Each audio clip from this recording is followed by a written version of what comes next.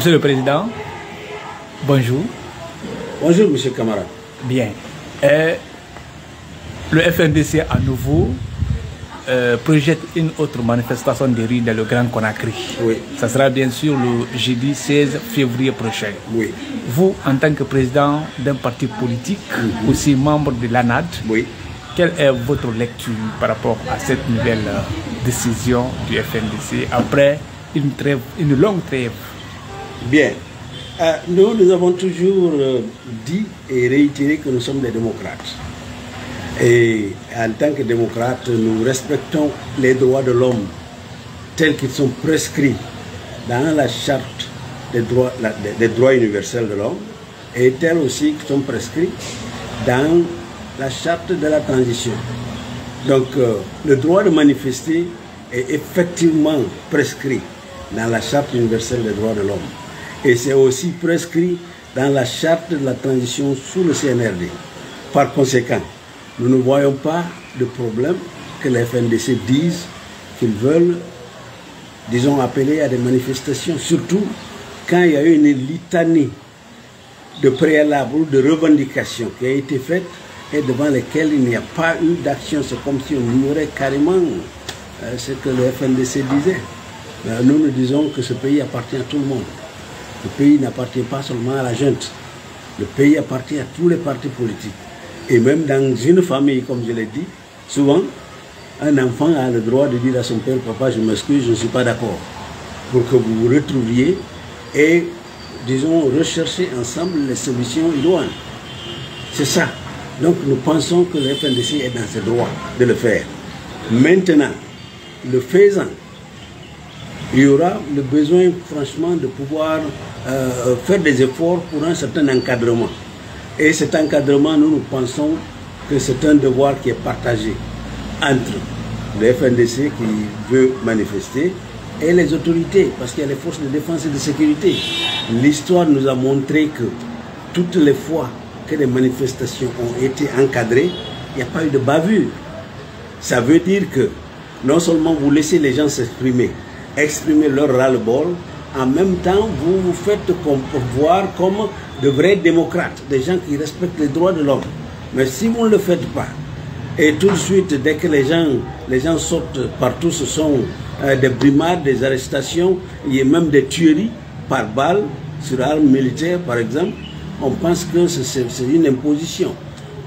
Finalement, on se croirait dans un état comme en Corée du Nord, où on n'a même pas le droit de dire un certain nombre de choses dans les propres familles. On ne devrait pas être à ce niveau.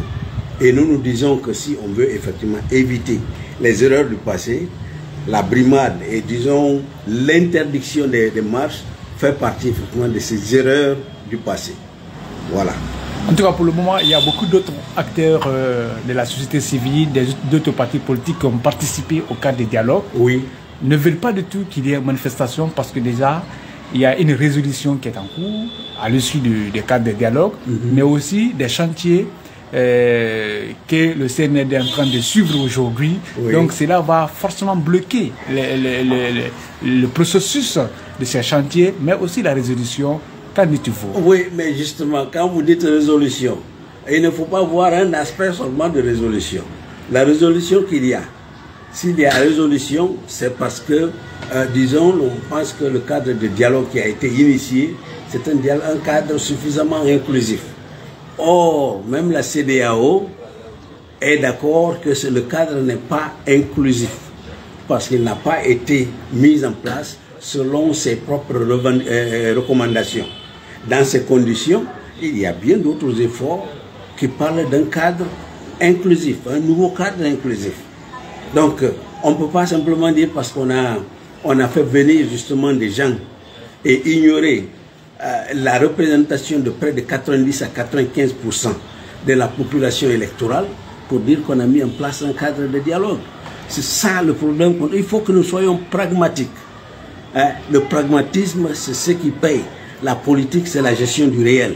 Et le réel, c'est qu'aujourd'hui, il y a une frange qui a été mise de côté, qui a fait des revendications, et qui sont des revendications vraiment, disons, appropriées. C'est des revendications qui sont normales. Et les résoudre, ce n'est pas de la mer à boire. Quand on demande aux gens d'arrêter d'harceler, ce n'est pas quelque chose de difficile. Quand on demande d'arrêter quand même comment on appelle, de séquestrer des membres de façon extrajudiciaire, ce n'est pas de la mer à boire. Quand on demande aux gens de promouvoir, par exemple, comment on appelle ça, la présomption de l'innocence, même dans les poursuites judiciaires, ce n'est pas quelque chose d'extraordinaire. Parce que tant que quelqu'un n'est pas, en fait, nous le disons, vous n'êtes pas culpabilisé devant une juridiction, disons, légale, que vous comparaissez devant un juge, on ne peut pas dire que vous êtes fautif de quelque chose. C'est ça le respect des droits de l'homme. Donc, si certains acteurs sont partis, effectivement, nous disons que ensemble, ils n'ont pas constitué même les 5% de la population électorale. C'est comme si on était en train de forcer quelque chose.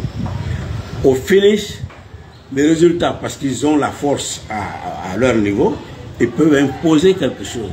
Mais au niveau de la population, ça peut ne pas passer. Dans ces conditions-là, le résultat que vous avez obtenu, c'est un résultat qui ne va pas tenir. Parce que les gens ne seront pas d'accord avec ça. Et qu'est-ce que vous allez faire? Alors nous nous disons, il faut prévenir justement ça, faire en sorte que tout le monde se sente effectivement partie du problème et partie de la solution.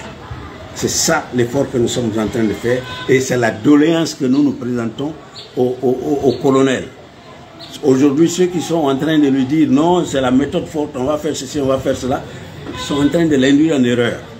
Demain, les gens, si les gens sortent et qu'il y ait des, disons, que l'on reprime ça, je ne le souhaite pas. Ça va alourdir justement et assombrir effectivement le tableau de gouvernance du CNRD. C'est pas ce que nous souhaitons. Et au départ, nous n'avons jamais été opposés au CNRD. C'est ce qu'on a cherché à comprendre. Enfin, à dire. Nous avons toujours dit que nous sommes des partenaires au CNRD. Mais c'est le CNRD qui, en fait, s'est construit une sorte d'opposition. Donc, ce sont des opposants, les partis du Portor. Je veux parler de l'ANAD, comment on appelle ça, du FNDC politique, je veux parler du RPG Arc-en-Ciel, et Ali, et je veux parler aussi de la nouvelle coalition qu'on venait d'avoir, les forces sociales. C'est le CNRD qui a transformé ceux-là en opposants réels. Et l'opposition, c'est seulement sur les principes et la gestion de la transition. Une transition ne se gère pas de façon unilatérale. Nous l'avons toujours dit, c'est ce qui est en train d'être fait. Voilà. Merci beaucoup, Monsieur le Président. C'est moi qui vous remercie.